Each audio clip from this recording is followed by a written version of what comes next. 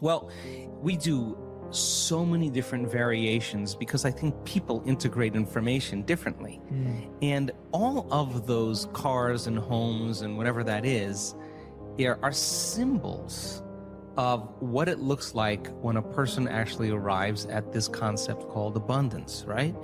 So if those things help them to associate with something that creates a feeling of abundance, and they're building their vision board to help them to get clear on their intent, then that's fine, because they're associating objects or things or material things that they'll say, that's when I know that I'm abundant.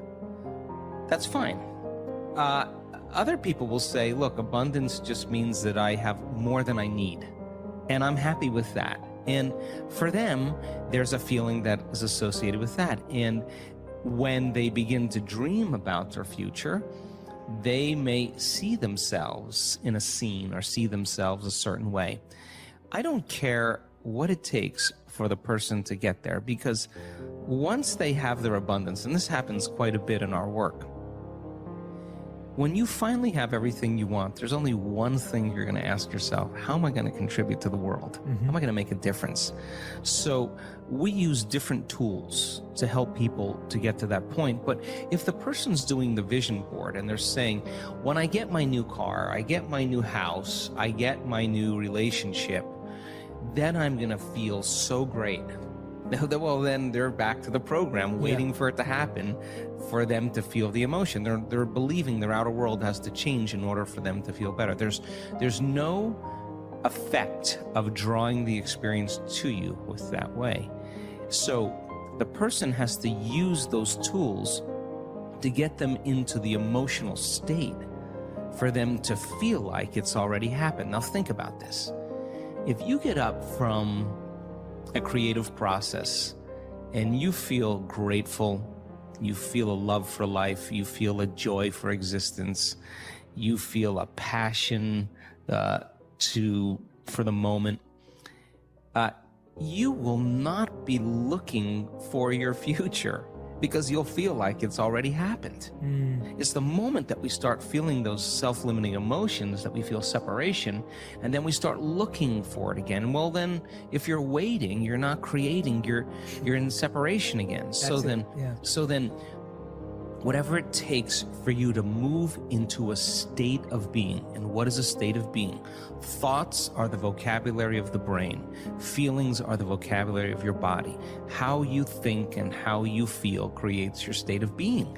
So then if you wake up in the morning and you come back to your senses with a clean slate and you say, I don't feel anything, and you say, well, let me start thinking about all the problems in my life. Well, all those problems are connected to different people or different objects or things at different times and places. The moment you remember your problems, a memory is a record of the past. You're thinking in the past. Every one of those problems has an emotion associated with them. So all of a sudden you start feeling unhappy, you start feeling bitter, you start feeling frustrated. So now your body's in the past.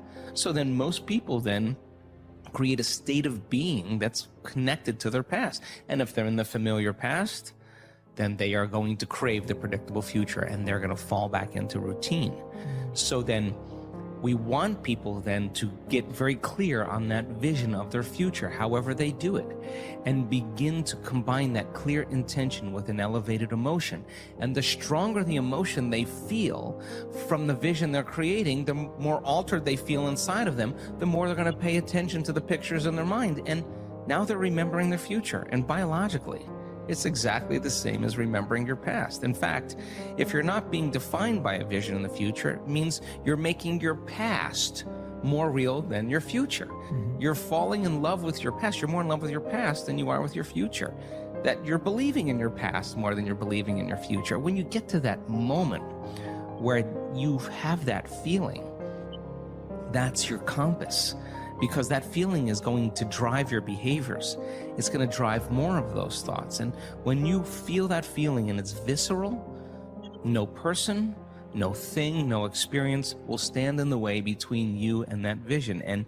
And you will be initiated by the universe into wealth. You will be initiated into health. You'll be initiated into freedom. Those people, all those people that have healed themselves of all those different health conditions, they are so humble and so happy, and they feel so great that they would never trade this feeling because of what you thought of them. They've left that program behind a long time ago.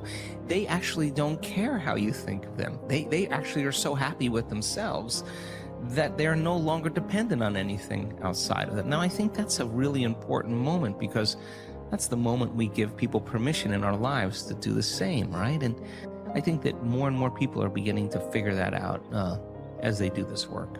Look, I mean, we're in a convenience-based society.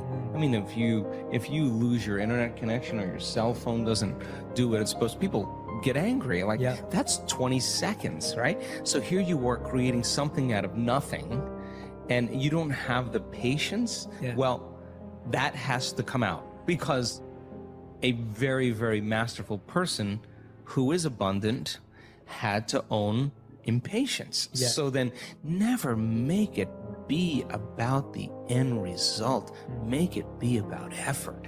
Every day you're overcoming. Every day you're out of the bleachers and you're on the field and you're giving it your all and you're practicing. You're keeping your energy up, greater than your habits in your body or the emotional conditioning of your body, greater than any circumstance in your environment, and sustaining it for an extended period of time. And then all of a sudden, when you're connected to the energy of your future, and you know what that feels like, yeah, you will know the moment you return back to the energy of your past. And if you tell me it's because of your boss or your coworker or your ex, I'm going to say, oh, you're back to the unconscious program that you're the victim of your life, right? Absolutely. So then it takes some unlearning, and the unlearning process is the most important process, because once you do that, you're clearing out room for the next creation to be easier, and the next one to be easier, because you're starting to understand the formula a little better, and you start saying, I'm not going to take that personally, or I'm not going to react, or I'm not going to go back to that person again. I'm just going to self-regulate again. Yeah. You only need a few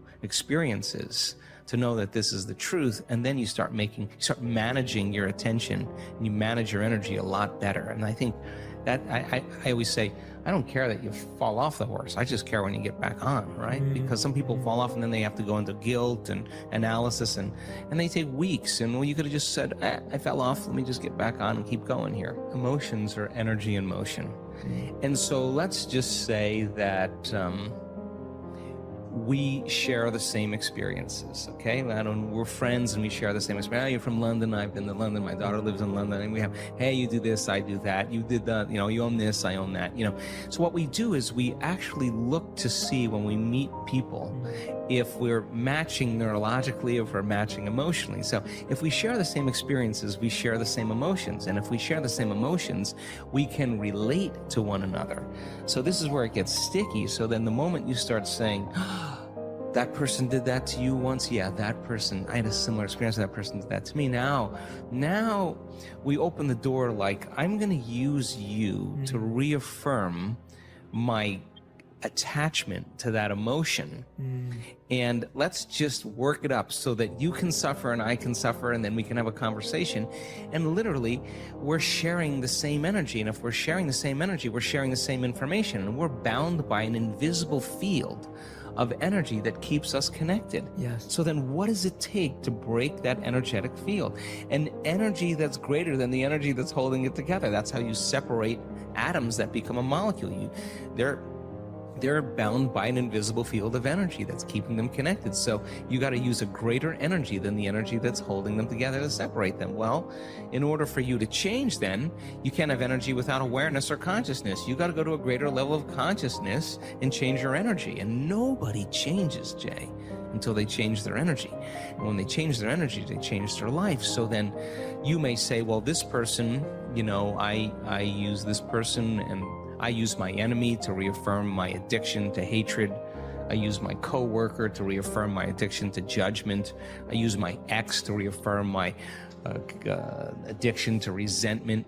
That we have these different people in our lives that we need to remind us of who we think we are. The enemy dies and you find another one. Your coworker